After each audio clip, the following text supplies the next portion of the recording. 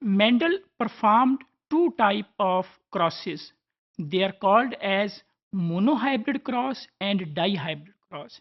During this lesson, we will understand that what are monohybrid cross and what are dihybrid cross. Monohybrid cross describes the cross fertilization of two true breeding plants that differ in just one character.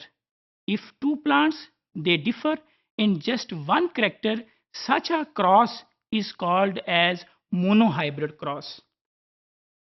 Here if we take the example that there are two type of plants, one plant is producing purple color flowers and the second plant is producing white color flowers.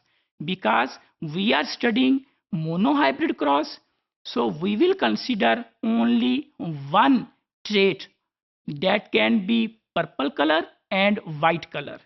So such a cross in which we just consider or perform a cross by considering a single trait, such a cross is called as monohybrid cross.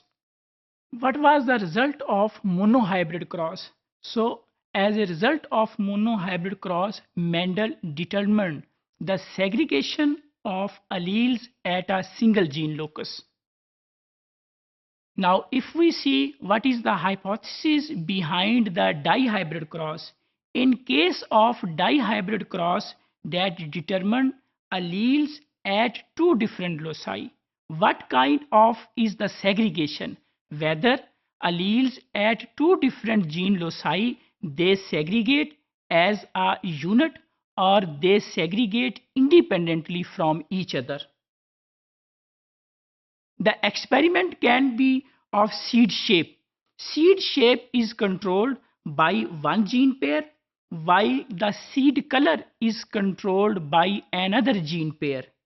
Mendel crossed pure breeding plants which were producing round and yellow plants seeds while the second type of the plants they were producing green and wrinkle seeds. As a result, if there is a dependent segregation, then both the alleles they should segregate as a unit. They should transfer from the parents to the offsprings as a unit. They should not segregate independently. In case of dependent segregation, like here is the example of dependent segregation. Parental plants, they one of the parental plant that have gametes capital R and capital Y, while the second plant that have gametes small r and small y. When F1 generation will be produced, that will have capital R, capital Y, means one of the gamete from the father, while small r and small y, one of the gamete from the second plant.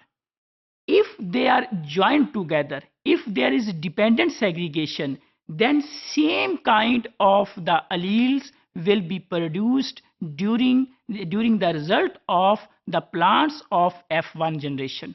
So the gametes of the parents they will be joined and the gametes of the plants of F1 they will also be joined. So the segregation will be the ratio of the plants will be 3 to 1. Three plants will be producing a round and yellow seed while one of the plant will be producing a wrinkle and green seeds if there is a dependent segregation.